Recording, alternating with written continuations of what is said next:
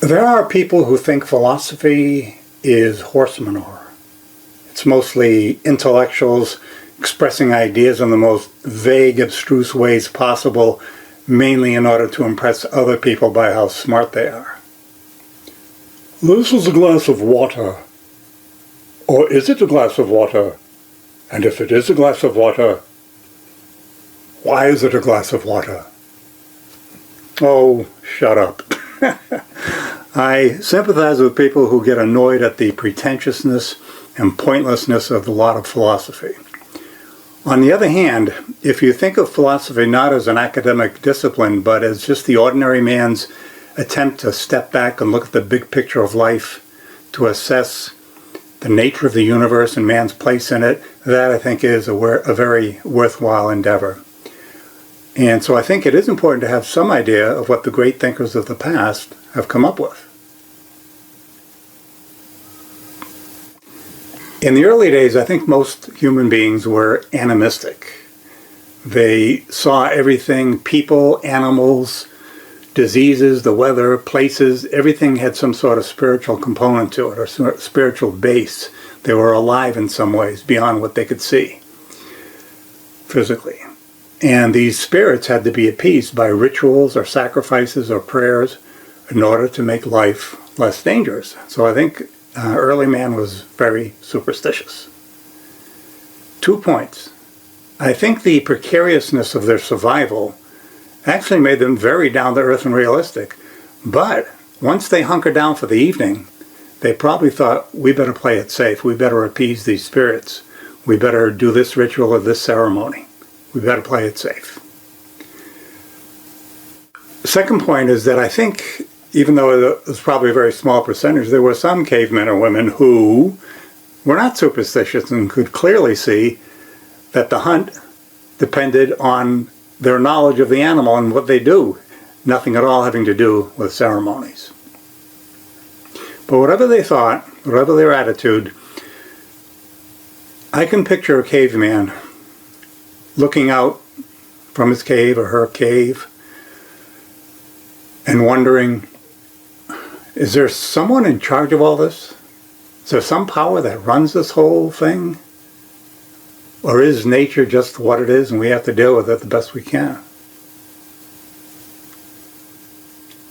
One of the earliest religions in the Middle East was Zoroastrianism.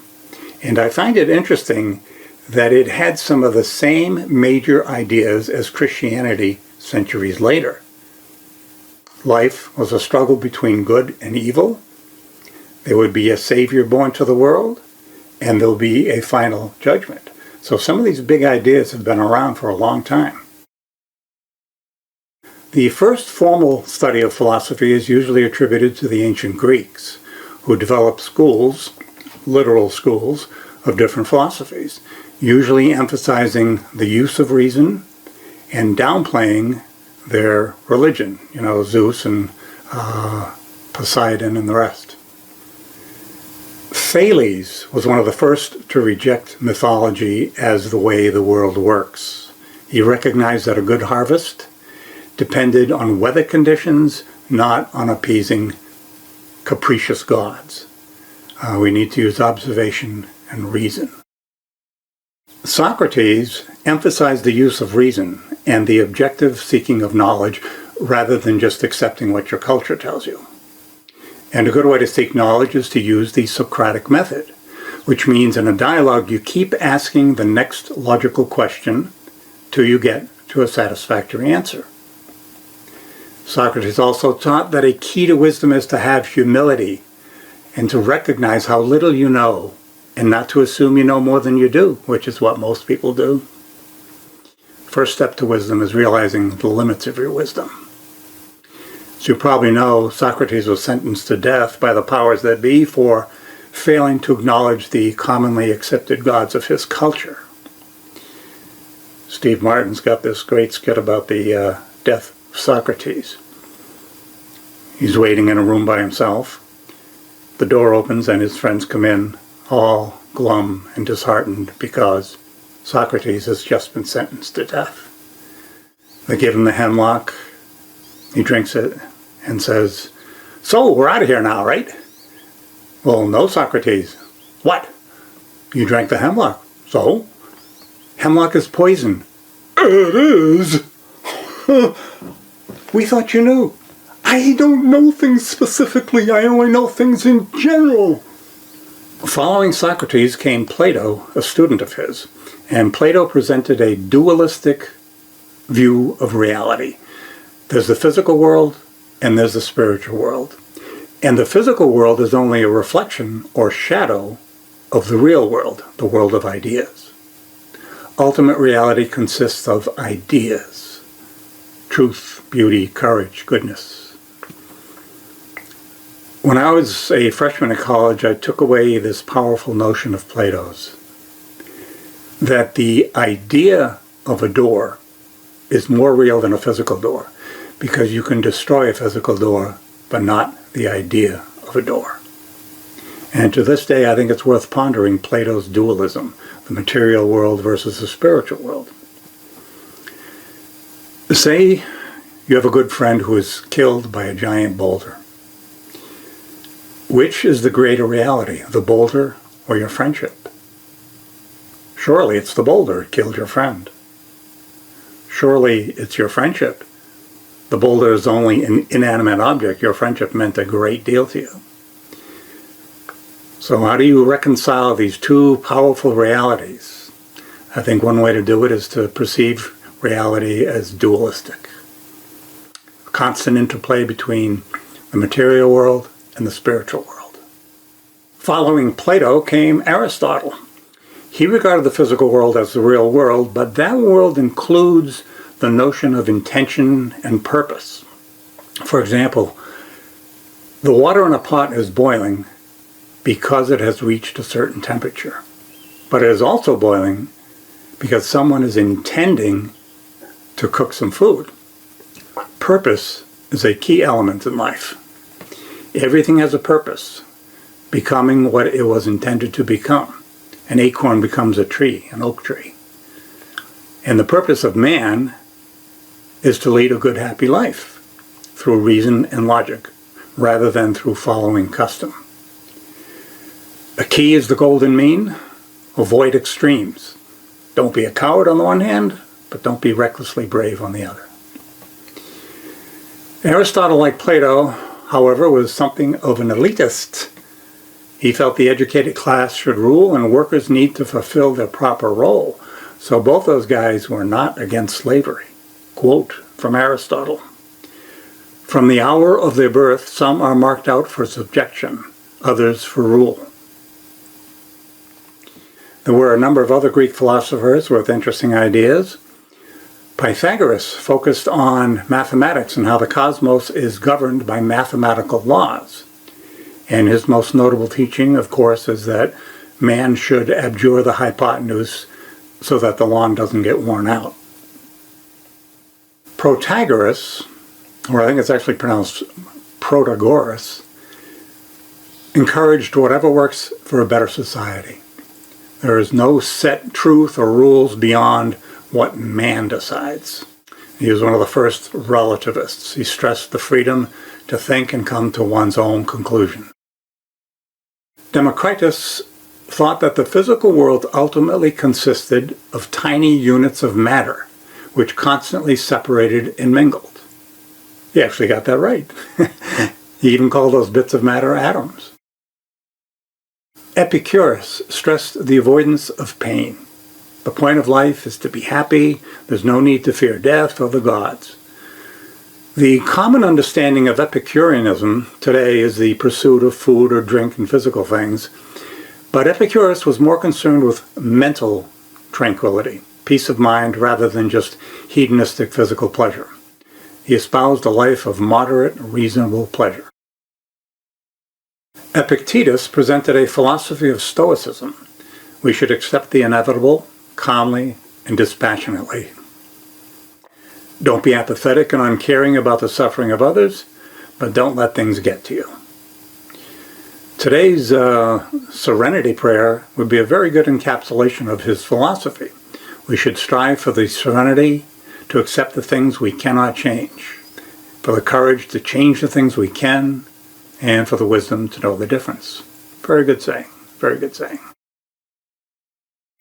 On the other side of the world, there was more of an emphasis on how people should behave towards each other, rather than speculation on the nature of reality. Treat people with kindness, control your passions, respect your parents, seek social harmony, all good ideas. Even today, in Eastern cultures, social harmony tends to be valued more highly than the individualism valued in the Western cultures.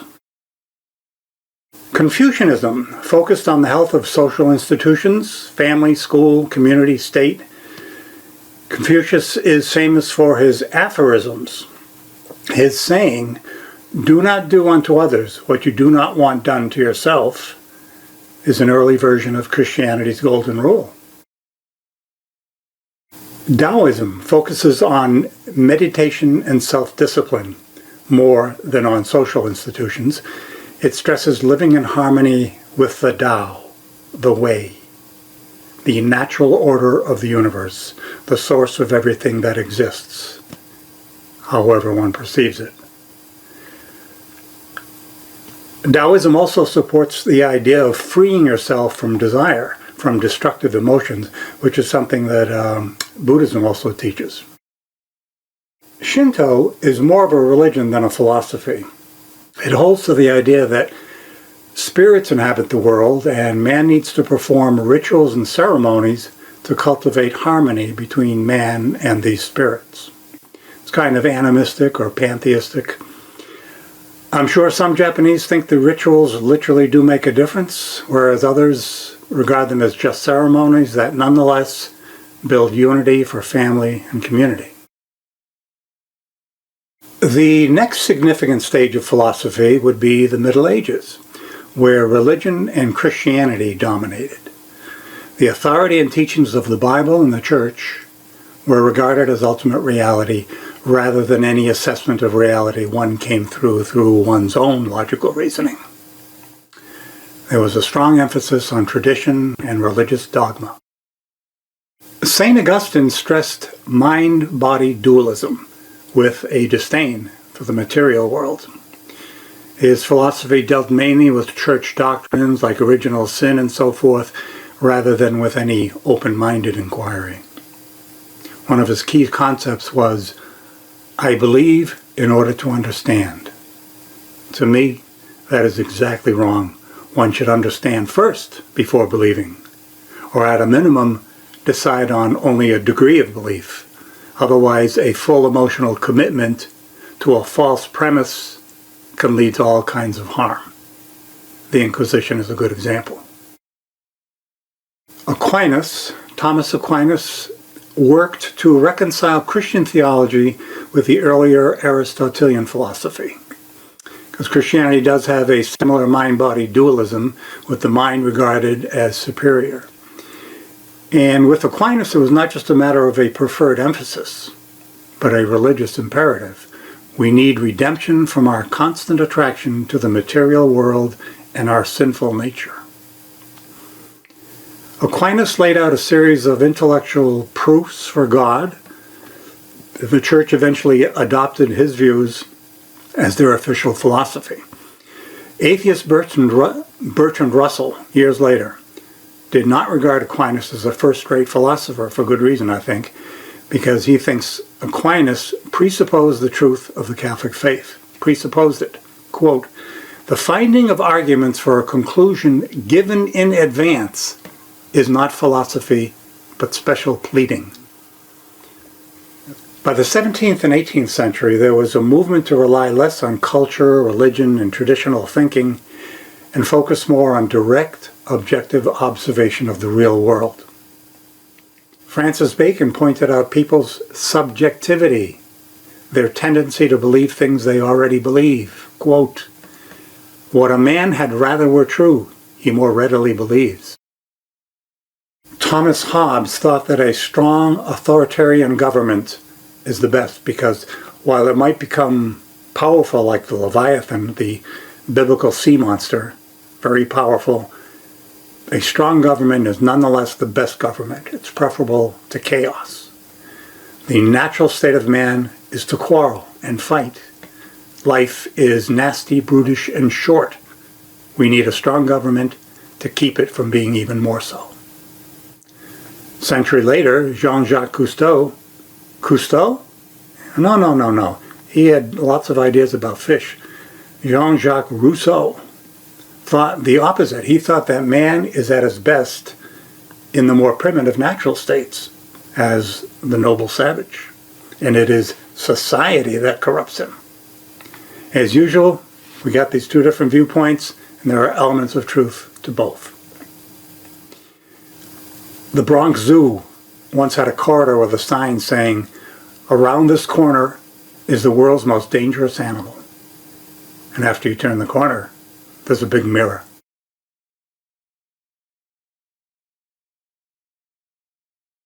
Rene Descartes regarded the world to be made up of both matter and mind, but that we cannot be sure of anything except that we exist. The fact that we can think tells us we exist. He famously said, "I think, therefore I am." He thought it was important to entertain doubt.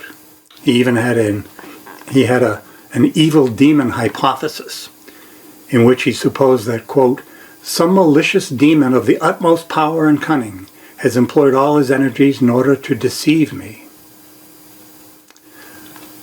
That's his evil demon hypothesis.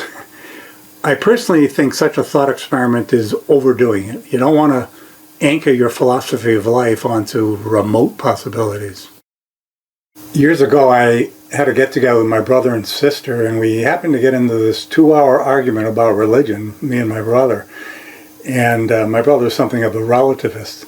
And he would bring up this evil demon hypothesis, and he'd say, "Mickey, how do you know an evil demon could be making you think it's so and it's really not so? It could appear to be so, but it's not."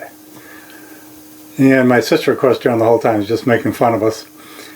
So finally at the end I said, "Well, I gotta go now, but first I'm going to put this candy wrapper into what appears to me to be a wastebasket. It may not be a wastebasket, but it appears to me to be a wastebasket." And my sister gets up and says, "Well, yeah, I gotta go too, through what appears to me to be a door." And then she deliberately walks right into the wall and falls onto the floor. It was very funny. Pascal thought it was a rational, safer bet to believe in God than not to believe in God and possibly go to hell. Not a valid argument, in my opinion, since it completely ignores the other religions. If Islam is true, believing in Jesus as God sends you to hell, since it is blasphemy to regard a man equal to God. Surah 5:72-75, "Those who say God is the Messiah, son of Mary, have defied God. If anyone associates others with God, God will forbid him from the garden, and hell will be his home." Also, I like this quote from Alan Dershowitz. "I have always considered Pascal's wager a questionable bet to place, since any God worth believing in would prefer an honest agnostic to a calculating hypocrite." Contrary to Hobbes and his version of government by a social contract to obey a strong ruler, John Locke's version of the social contract was an agreement to obey the leaders we have chosen and to obey the laws the majority agrees with. People have rights, like the freedom to speak, to worship, to hold private property, and so forth. Locke's ideas form the basics of our current Western democracy. Excellent. Spinoza was a pantheist. He regarded nature and God as essentially the same. His worldview was similar to Einstein's, in that he studied and revered the laws of nature, but he didn't believe in a personal God involved in human affairs. Hume was an early empiricist, believing that knowledge comes from direct, tangible evidence, not from abstract thinking or speculation or pre-existing idealistic notions. He was skeptical of religious truth claims. It's far more likely such claims are biased, self-interested, and mistaken. Kant regarded morality as a key part of philosophy.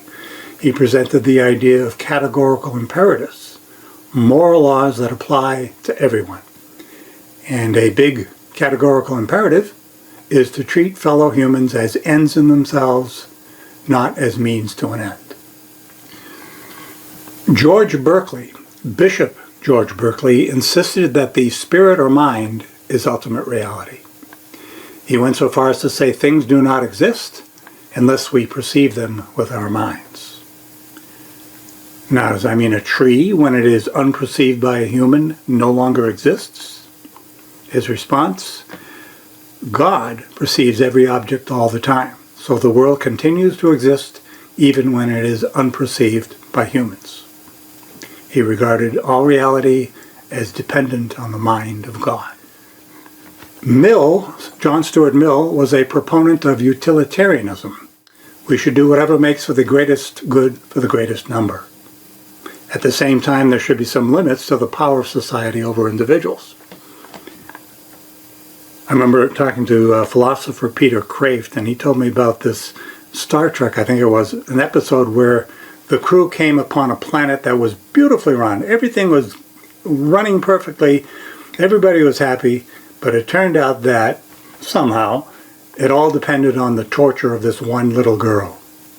Innocent girl. So the crew decided, no, we will not accept this planet. So Peter Kraft's point, pure utilitarianism is not a good idea. It's immoral. And never mind science fiction, actual history teaches us the same thing. Like slavery in this country enabled the majority to prosper at the expense of a minority, and that was immoral. Or think about this. Under pure utilitarianism, a surgeon would have the right to grab any one person at random, kill him, and harvest his organs in order to save the lives of 5 people who need those organs. 1 lost, 5 saved. But no one would want a society like that, which holds strictly to the most good for the most number. Individual rights must be considered. Even though Soren Kierkegaard was a Christian, he considered theology inherently subjective and arbitrary. He's generally considered to be the father of existentialism, affirming the idea of religious angst, and that we must all, with great difficulty, decide for ourselves what the truth is. He's associated with the term leap of faith. When you can't make a rational decision about religion, should you make a leap of faith? Like Abraham in the Bible. Like he didn't, being willing to sacrifice his son on pure faith. I remember when I was a teenager, a priest told me how impressed he was with Abraham's faith. But I was appalled. This is the kind of God I'm supposed to worship? Something is seriously wrong here. Being willing to kill your own son for no reason is not faith, it's insanity. Adam Smith's book, The Wealth of Nations, laid out the foundations of capitalism and how rational self-interest and competition can lead to economic prosperity. A little later, Karl Marx was very opposed to capitalism. He thought capitalism invariably leads to the ruling class oppressing the working class, as business owners push for profits and exploit the workers. Marx thought that as there is more and more money for fewer and fewer people, the workers will eventually revolt, and capitalism will be replaced by a more equitable, classless society. While there is an element of truth to Marx's assessment of capitalism as exploitative and depersonalizing, history has shown that it works better than Marxism or communism. A workers' revolt does not automatically lead to a classless society. My father's brother was a communist. Back when Hungary was communist, we visited them in the 1970s. And I remember my father arguing with his brother at dinner and saying, equality? Who do you think owns those nice big houses on the hill there? It's Communist Party officials. It's not anybody. It's Communist Party's officials. That's who. It's not just anybody. Also, I remember a Hungarian telling us at the factory where he works, people are pretty lazy. They only work about 4 hours out of an 8-hour day.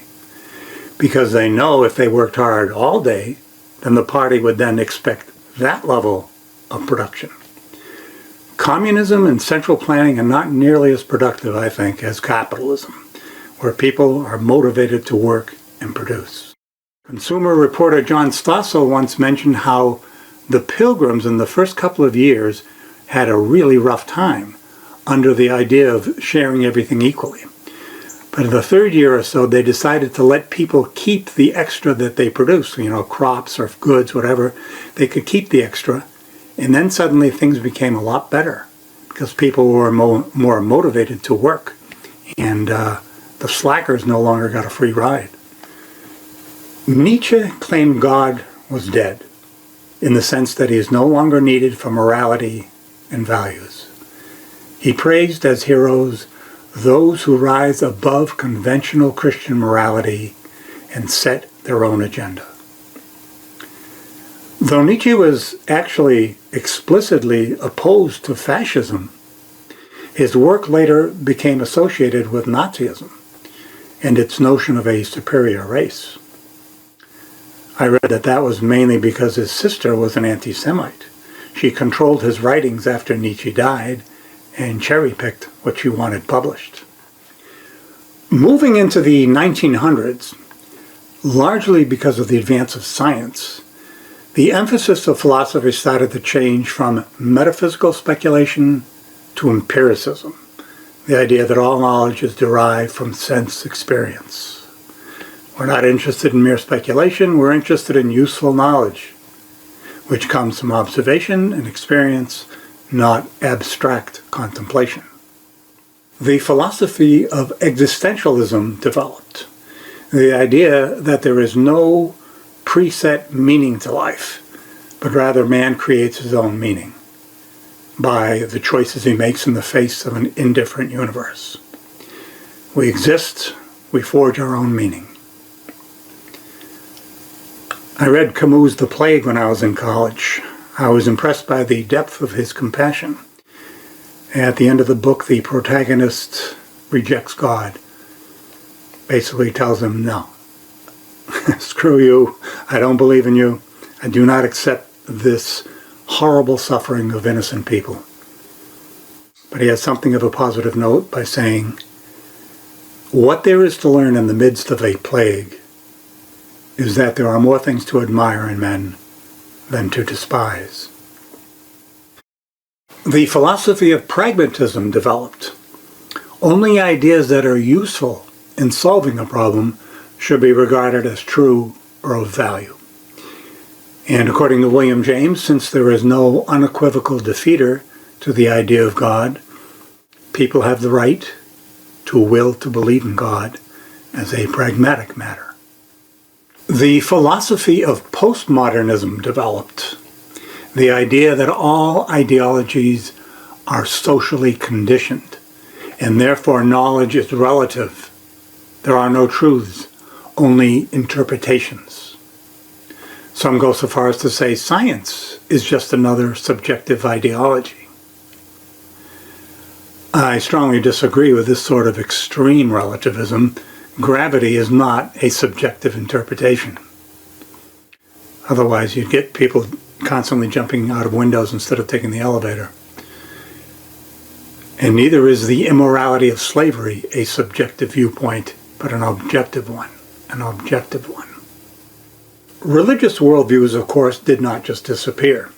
I thought Paul Tillich and Rudolf Bultmann were representative of a new direction in Christianity, in that they interpreted the Bible in a more sophisticated, figurative, symbolic way compared to traditional literal interpretations. Tillich perceived God not as the highest being, but as being itself. God is the ground of all being. A pretty vague concept to grasp, I think, but for Tillich, the Christian God pointed to this ground of all being. Tillich wrote that man has an innate striving for something outside of himself, something beyond his own finiteness. And Tillich defined faith as man's ultimate concern. So that whatever your ultimate concern is, that's your religion. Might be a tradition, might be traditional religion, it might be family, power, alcohol, a whole range of more or less valid religions. Boltzmann interpreted the Bible as myth, as theology in story form, which was a form of literature common to the time. We should not take the narratives as literally true, but need to understand rather the underlying messages they convey, and that's the way we should interpret the Bible. That sounds reasonable. And Boltzmann used to be my favorite theologian. But I eventually decided, no, you cannot mythologize everything. At some point, claiming something as figurative is no longer honest. Besides, even as myths, some of the key stories teach bad lessons. They're bad myths, like the flood story. Virtually all humans and animals deserve to drown? No, that's not wisdom. That's religious extremism. There are, of course, positive aspects to all the major religions, but I find they all fail as overall belief systems. The Abrahamic religions, Judaism, Christianity, Islam, all present an overly judgmental, cruel, nasty God. Hinduism is full of superstitions. Buddhism is not bad, but the idea of reincarnation makes little sense to me because we have no knowledge of our previous lives. I once asked a knowledgeable Muslim woman if the constant threats of hell in the Quran do not bother her. And she said no, because the promises of heaven are even more numerous. To some, this might be a wonderfully wise, spiritually uplifting response. To me, it's not. It's the typical religious mindset of focusing on good passages and dishonestly downplaying the bad ones. The concept of hell is a profoundly immoral teaching, in my opinion, which can only be taught by religious extremists, which is what I consider Muhammad and Jesus to be. The question of the existence of God has always been a big part of philosophy. Historically, theists have seen God as the creator and sustainer of the universe, who is in an active relationship with us. Whereas atheists think there is no such being, that there is no need to go beyond the laws of nature and evolution for explanations.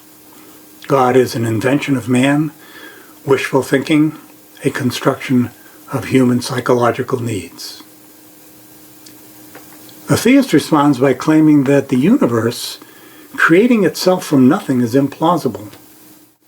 An infinite regress of purely physical causes is implausible. It makes more sense that some powerful intelligence caused star stuff, rocks, to turn into intelligent beings after billions of years. For the theist, the universe is evidence for God, obviously. For the atheist, the universe is just the universe, obviously. Two innately different ways of thinking.